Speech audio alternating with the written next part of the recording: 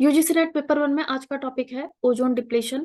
Very important topic. So now जो stratospheric ozone है, जो अर्थ की स्ट्रेटोस्फेयर में ओजोन प्रेजेंट है, इट इज वेरी इंपॉर्टेंट क्योंकि ये हमें यूवी रेडिएशन से बचा रही है। अब इसको डिस्ट्रक्ट कौन करता है, इस ओजोन को, क्योंकि हमारी ओजोन डिप्लीट हो रही है। हालांकि अभी ये काफी रिकवर हो चुकी है। तो इसे डिस्ट्रक्ट करने के लिए 3 कंपाउंड्स मेनली रिस्पॉन्सिबल हैं: chlorine, bromine and nitrous oxide. Nitrous oxide is N2O। तो क्लोरीन कंपाउंड कैसे डिस्ट्रक्ट करते हैं ओजोन को? क्लोरीन कंपाउंड मेनली CFC और HCFC इनमें पाया जाता है। CFC क्या है? CFC are chlorofluorocarbon. CFC बहुत टाइप्स के होते हैं। CFC में पाया जाएगा क्लोरीन, फ्लोरीन और कार्बन, और ये बहुत ज्यादा स्टेबल होते हैं। ये अगर एटमॉस्फेयर में रिलीज हो गए एक बार, तो ये 100 साल, 500 साल, 1000 साल तक भी ये एटमॉस्फेयर में रह सकते हैं।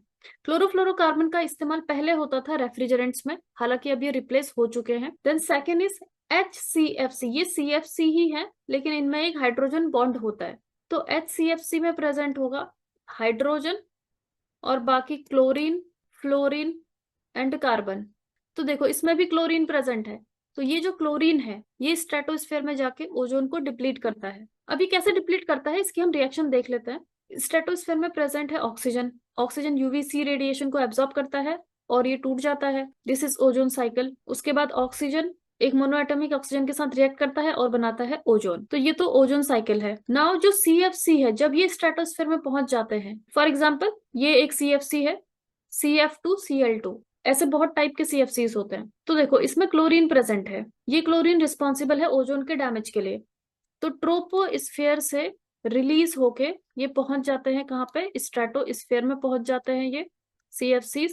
वहां पे जाके, अब वहां पे तो अल्ट्रावायलेट रेडिएशन पहुंच रही है, क्योंकि नीचे ट्रोपोस्फेयर में ये बहुत ज्यादा इनर्ट होते हैं, ये किसी से भी रिएक्ट नहीं करते। इट मीन्स कि डिस्ट्रॉय नहीं होते हैं CFC। जब ये स्ट्रेटोस्फेयर में पहुंचते हैं तो यूवी रेडिएशन से ये रिएक्ट करते हैं ना। यूवी रेडिएशन इनको तोड़ देता है, क्योंकि बहुत ज्यादा एनर्जी होती है यूवी में। तो ये टूट जाएगा और क्लोरीन अलग हो जाता है, Cl। क्लोरीन अलग हो गया और बच गया CF2Cl। अब ये जो क्लोरीन है, ये ओजोन से रिएक्ट करता है और ओजोन को तोड़ देता है। ओजोन से बन जाएगा एक O2 एंड ClO। अब ये ओजोन जो कि UVB और UVC इनसे रिएक्ट करके, इनको एब्सॉर्ब करके ऑक्सीजन में कन्वर्ट हो रहा था, वो रिएक्शन नहीं करेगा, क्योंकि इस ओजोन को क्लोरीन ने पहले ही ऑक्सीजन में कन्वर्ट कर दिया है और साथ में बना दिया है ClO। तो ऐसे धीरे धीरे जो ओजोन है उसकी कमी होते रहती है, जो कि UVB और UVC को एब्सॉर्ब कर सके। देन अगेन ये जो ClO है, ये ClO फिर एक O से रिएक्ट करेगा और बनाता है फिर से एक Cl। तो यहाँ पे फिर से क्लोरीन का एटम आ गया। अब फिर से क्लोरीन वाला एटम यही रिएक्शन करेगा, Cl+O3, और ओजोन को ऑक्सीजन में कन्वर्ट करेगा। और ये जो ClO है, ये O से रिएक्ट करेगा और फिर से Cl बना देगा। तो ये रिएक्शन कॉन्टिन्यूअसली चलते रहती है। तो जो एक मॉलिक्यूल जो CFC का है, 1 मॉलिक्यूल ऑफ CFC, ये लगभग 1 लाख ओजोन मॉलिक्यूल्स को डिस्ट्रॉय कर सकता है।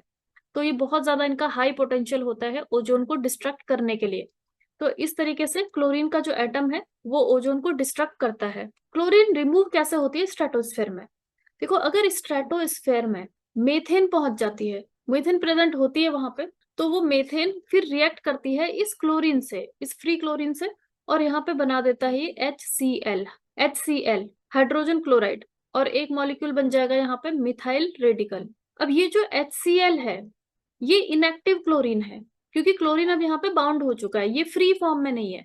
जब क्लोरीन फ्री फॉर्म में है तो ही ये ओजोन से रिएक्ट कर पाएगा, लेकिन अब ये बाउंड हो गया है यहाँ पे। अगर NO2, नाइट्रोजन डाइऑक्साइड भी प्रेजेंट है स्ट्रेटोस्फेयर में, तो ये रिएक्ट करता है ClO के साथ में और बना देता है ClONO2।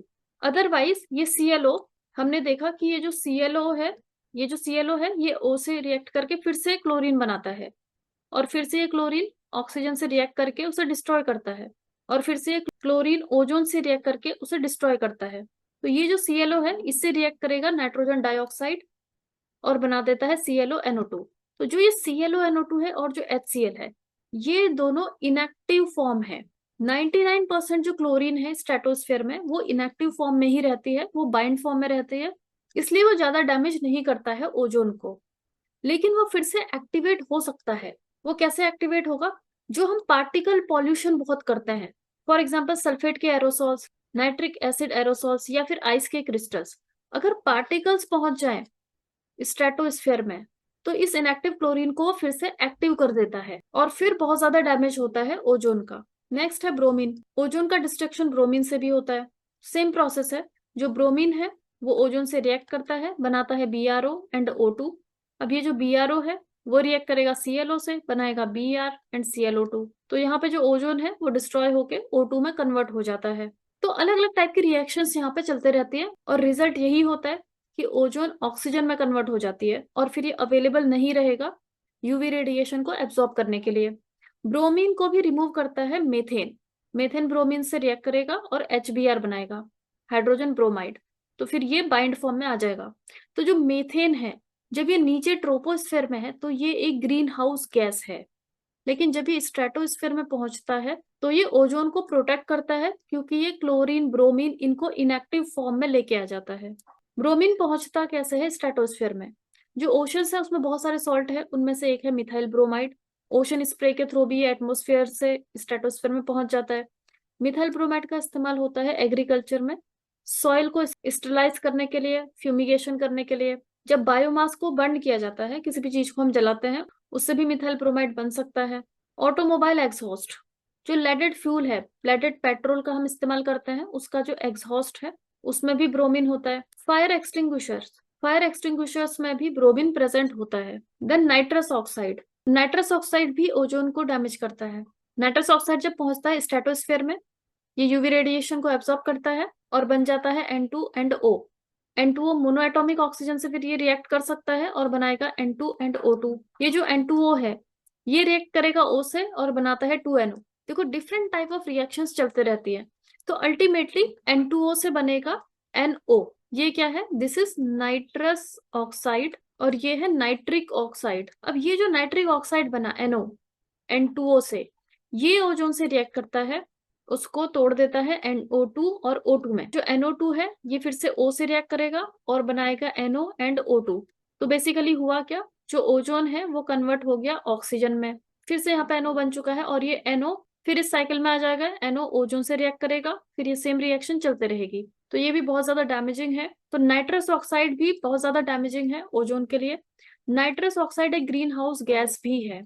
ये ट्रोपोस्फेयर में होता है तो ये ग्रीन हाउस इफेक्ट करता है, स्ट्रेटोस्फेयर में पहुंचता है तो ओजोन को ये डैमेज करता है। इसके सोर्सेस क्या क्या है? सॉइल फर्टिलाइजेशन, जो हम फर्टिलाइजर्स डालते हैं सॉइल में उनमें नाइट्रोजन प्रेजेंट होता है और वो नाइट्रोजन जो सॉइल के बैक्टीरियाज हैं, नाइट्रोजनस बैक्टीरिया, वो उस नाइट्रोजन को कन्वर्ट कर देते हैं N2O में। तो ये भी एक सोर्स है। लाइव स्टॉक मेन्योर जैसे कि काउडंग, उससे भी नाइट्रस ऑक्साइड बनता है। कंबशन, जब हम फॉसिल फ्यूल को कंबस्ट करते हैं जैसे कि कोल, पेट्रोल, उससे भी नाइट्रस ऑक्साइड बनता है। इंडस्ट्री में जो प्रोसेसेस होती है उससे भी नाइट्रस ऑक्साइड बनता है।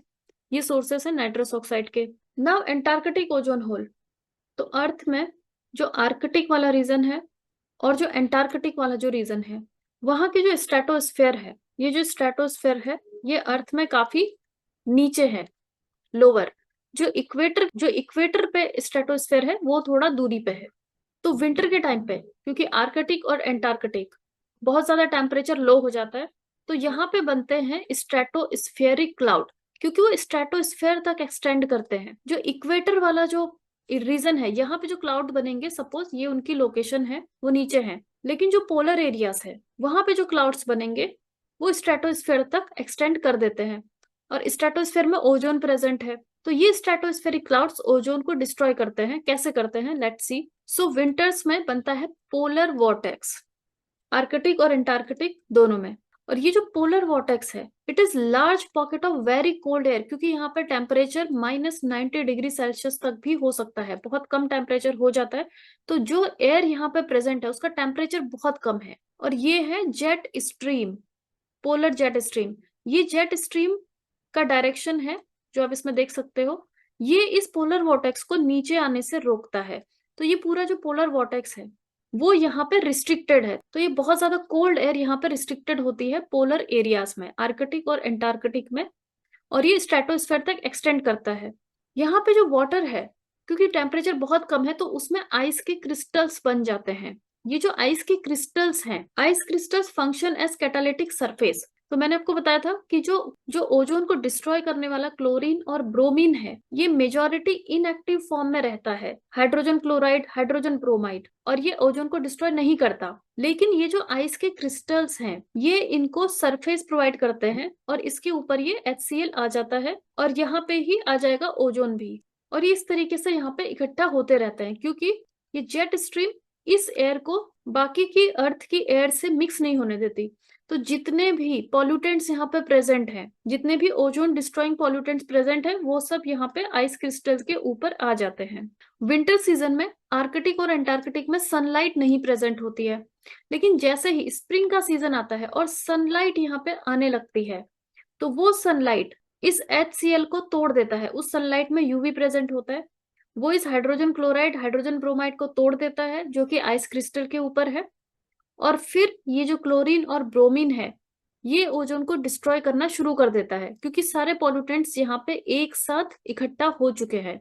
तो यहाँ पे बहुत ज्यादा डिस्ट्रक्शन हो जाता है ओजोन का, और यहाँ पे ओजोन की लेयर बहुत थिन हो जाती है, और उसे ही हम कहते हैं ozone hole. Now ozone depleting potential, इसके लिए हम स्टैंडर्ड लेते हैं CFC11। जो CFC11 है, क्लोरोफ्लोरोकार्बन 11, इसका ओजोन डिप्लीटिंग पोटेंशियल हम मान लेते हैं 1, और इससे फिर हम कंपेयर करते हैं बाकी के जो ओजोन डिप्लीटिंग सब्सटेंसेस हैं, उनका कितना पोटेंशियल है ओजोन को डिस्ट्रॉय करने का। तो जो HCFC है, हाइड्रोक्लोरोफ्लोरोकार्बन, इनका कम है एज कम्पेयर टू CFC, इनका है 0.05, क्योंकि जो HCFC है, ये एटमॉस्फेयर में डिस्ट्रॉय हो जाते हैं, लेकिन कुछ अमाउंट इनका स्ट्रेटोस्फेयर तक पहुंचता है और ओजोन को डिस्ट्रॉय करता है। लेकिन जो CFC है, ये एटमॉस्फेयर में, ये ट्रोपोस्फेयर में डिस्ट्रॉय नहीं होते, ये स्ट्रेटोस्फेयर में पहुंच जाते हैं और ओजोन को बहुत ज्यादा डिस्ट्रॉय करते हैं। तो इसीलिए CFC11 का ODP है बहुत ज्यादा 1, और HCFC का कम है 0.05। फिर है HFC, हाइड्रोफ्लोरोकार्बन, इनका बहुत कम पोटेंशियल है ओजोन को डिप्लीट करने का, 0.005। फिर आता है हेलोन, हेलोन्स में पाया जाता है ब्रोमीन, और ब्रोमीन का बहुत ज्यादा पोटेंशियल है ओजोन को डिस्ट्रॉय करने का, इट इज 10। मिथाइल क्लोरोफॉर्म, तो इसमें क्लोरीन प्रेजेंट है 0.1, इसका ODP है। देन मिथाइल ब्रोमाइड, इसका है 0.4। ये है ozone depleting potential different compounds का। So this was about ozone depletion.